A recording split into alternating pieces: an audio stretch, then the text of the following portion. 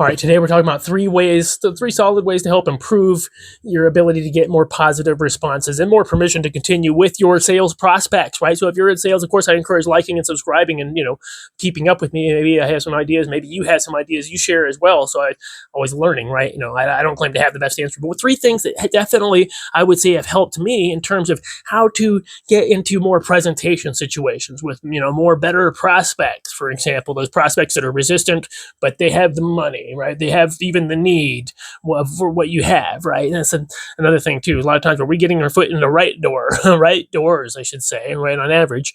But three things here. Let's say the first one I would say is, you're trying to get permission to continue, right? Think about this too as well. As somebody goes and knocks on a door, or somebody makes a call, and they have a perfect approach. They feel like they've really said why they're calling and who they are, and they're giving them some strong reason to say yes because the product or service is a good offer for them. But at the same time, the prospect still says no, still shuts them down. Right? A lot of times it's not necessarily because they weren't interested. It's a lot of times because they feel obligation or pressure to make a decision right now. Right? They feel like maybe you're being dishonest about your offer. They can't totally trust your offer, right? Maybe they don't even know who you are at all. Maybe you might be mentioning it, but they still don't recognize your company. There's no brand recognition a lot of times. There's factors like that, right?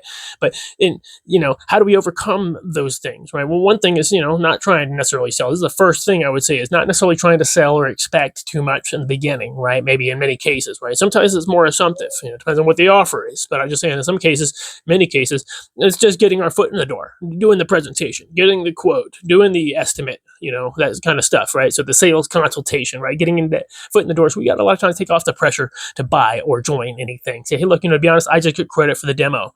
Use third party. Hey, my manager sent me out here. I have to do 3 of these demos for the day, or this, an abbreviated version of something. Hey, I'm going to, I have to do 3 quick such and suches. And, I'm working with your neighbor, or we talked to somebody else in your industry, such and such over at such and such, blah, blah, blah. Maybe you know who he is, or what, use a little bit of a third party appeal to, get them to be more receptive to hearing you out, right? So that's, you understand that, and this may or may not be for you, kind of, right? That's one thing that can help, right? So taking off that pressure or expectation to necessarily buy or join anything, or to even necessarily be particularly interested. A lot of times a prospect's interested, but they're not going to give you no signs of it, because they know as soon as they give you a sign, you have a reason to ask for an order or the next step, right? So they don't want to show any genuine interest in many cases, right? So these are, like I said, like taking off the pressure to buy or join anything, right? That's a big deal, right? Another thing is creating urgency and timing, right? Urgency and timing, right? Like, for example, and scarcity, right? If we're in the area for a brief time, or we're only calling on people in your industry for a week, and,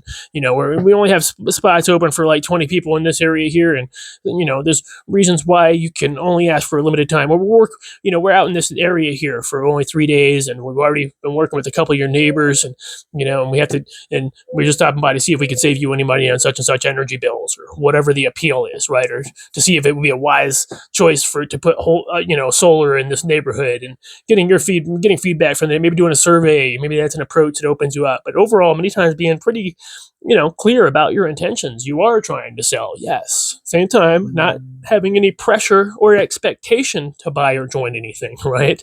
You understand the answer could be no, right? You understand you could do a full presentation and it doesn't work. You don't get the order. You understand that. You're emotionally bracing for it, right? And then, like you said, scarcity, right? It's like I said, we're only going to be in the area for a little while, or we only have 10 more such and suches, or we're only able to help 5 people with this size of home, or, your business category, and there's reasons why you only have a limited, access. And, you might take a look real quick while we still have a little bit available kind of feel, right? So creating urgency, timing, right? I'm going to contest this week, and I have to do 10 of these this week before the end of the weekend, and, really help. And, I'm kind of working as hard as I can. That's the reason why I'm out here is 6 o'clock or 8 o'clock at night, or I'm calling on you such and such time, or, not necessarily the sale that, but it gives the feel, right? The feel is the important part, right? So the last thing I would say is creating contrast, right? Creating contrast about what they expect, right? Your prospect expects, maybe they're going to expect you're going to do such and such. It's like I say, and a lot of times taking off the pressure to buy or join anything, many times your prospect's assuming that you're going to be expecting them to buy or join or be interested in something, right? So they start giving you resistance, right? That's what we say, like you said, disarm them, right? Instead of trying to fight them, like, right, while they're all armed, disarm them. Just say, look, to be honest, that's fine. I just get credit for such and such. To be honest, I just get credit for doing the quote or evaluating, one more business profile for the week. And, and you happen to fit the bill. So it'd be a big help. And, like whatever it is, your presentation might be, solving for them, sure, but really more like solving for you. That's not necessarily involving them buying or joining anything. It's they're helping you out just by taking a look, right? Just like letting you get your foot in the door to do that presentation or demonstration or be responsible for that appointment or whatever it is, right? So these, like I said, the three I feel pretty solid things that can help you get your foot in the door more often with those resistant prospects, right?